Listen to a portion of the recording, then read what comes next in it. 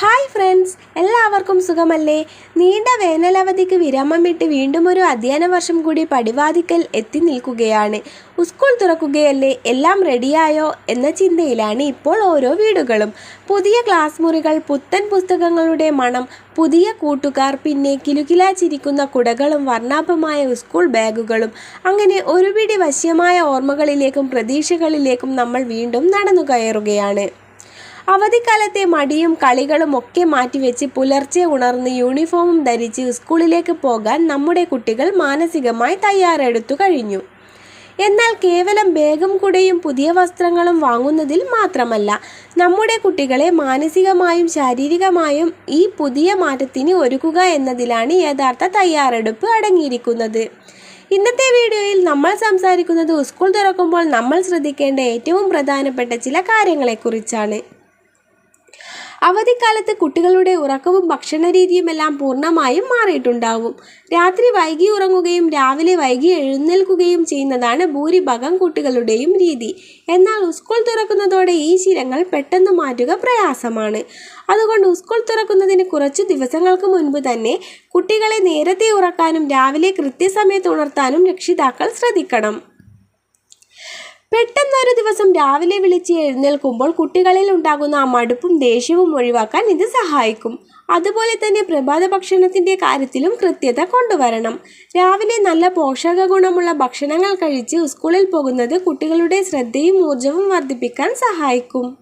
അവധിക്കാലത്ത് മൊബൈൽ ഫോണും ടിവിയും ഉപയോഗിക്കുന്നത് സ്വാഭാവികമായും കൂടിയിട്ടുണ്ടാകും. എന്നാൽ പഠനത്തിലേക്ക് തിരികെ വരുമ്പോൾ ഈ സ്ക്രീൻ ടൈം കുറച്ചേ മതിയാകൂ. പെട്ടെന്നൊരു ദിവസം ഫോൺ പൂർണ്ണമായി വാങ്ങിവെച്ചാൽ അത് കുട്ടികളിൽ വാശിയുണ്ടാക്കാൻ ഇടയാക്കും. അതിനു പകരം ഫോൺ ഉപയോഗിക്കുന്ന സമയം സാവധാനം കുറച്ചു കൊണ്ടുവരിക. ഡിജിറ്റൽ ലോകത്ത് നിന്നും പുസ്തകങ്ങളുടെ ലോകത്തേക്ക് അവരുടെ ശ്രദ്ധ തിരിക്കാൻ രക്ഷിതാക്കൾ മുൻകൈ എടുക്കണം.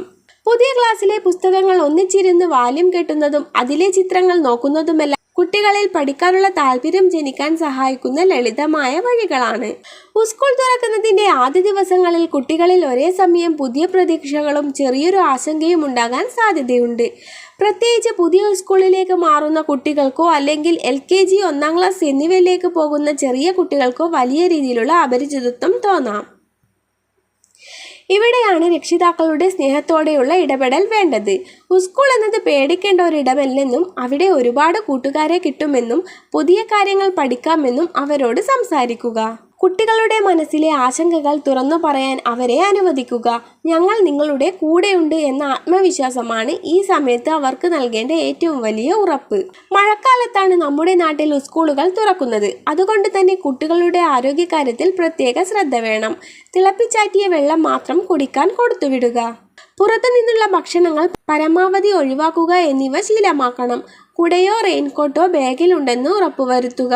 അതുപോലെ തന്നെ സ്കൂളിലേക്കും തിരിച്ചുമുള്ള യാത്രകളിലെ സുരക്ഷയെക്കുറിച്ച് കുട്ടികൾക്ക് കൃത്യമായ നിർദ്ദേശങ്ങൾ നൽകണം.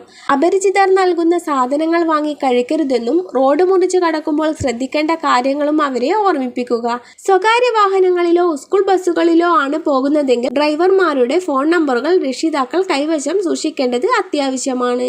അധ്യാപകരെ സംബന്ധിച്ചിടത്തോളം പുഞ്ചിരിയോടെയും സ്നേഹത്തോടെയും പുതിയ കുട്ടികളെ വരവേൽക്കാനുള്ള ഒരുക്കങ്ങൾ പൂർത്തിയായി കഴിഞ്ഞു. വിദ്യാലയങ്ങൾ കേവലം അക്ഷരങ്ങൾ പഠിക്കുന്ന ഇടം മാത്രമല്ല, മറിച്ച് നല്ലൊരു വ്യക്തിത്വ രൂപീകരണത്തിൻ്റെ കൂടി വേദിയാണ്.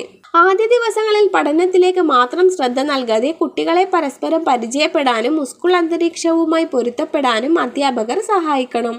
ഓരോ കുട്ടിയുടെയും കഴിവുകളും പരിമിതികളും മനസ്സിലാക്കി അവരെ ചേർത്ത് പിടിക്കുമ്പോഴാണ് യഥാർത്ഥത്തിൽ ഒരു നല്ല അധ്യയന വർഷം രൂപപ്പെടുന്നത്.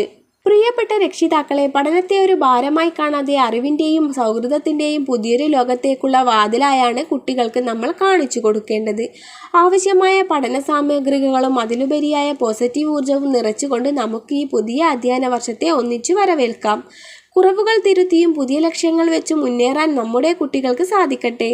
ഈ വീഡിയോ നിങ്ങൾക്ക് ഉപകാരപ്രദമായി തോന്നിയെങ്കിൽ തീർച്ചയായും ലൈക്ക് ചെയ്യാനും മറ്റു രക്ഷിതാക്കളിലേക്ക് ഷെയർ ചെയ്യാനും മറക്കരുത്. നിങ്ങളുടെ അഭിപ്രായങ്ങൾ താഴെ കമൻറ്റ് ചെയ്യുമല്ലോ. എല്ലാവർക്കും ഹൃദയം നിറഞ്ഞ പ്രവേശനോത്സവ ആശംസകൾ നേർന്നുകൊണ്ട് നിർത്തുന്നു. Thank you for watching.